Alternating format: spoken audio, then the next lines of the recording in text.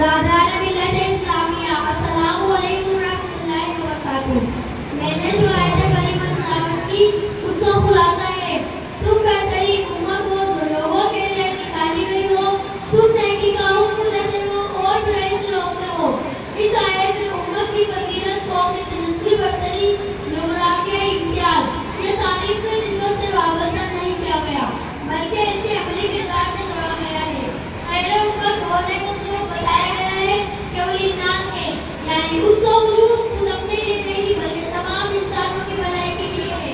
یہ تعبیر اس جملے کی دلیل ہے کہ امت مسلمہ کا مطلب دعوتی اور اصلاحی ہے، نہ کہ گوشہ نشینی اور محض انفرادی نجات کا۔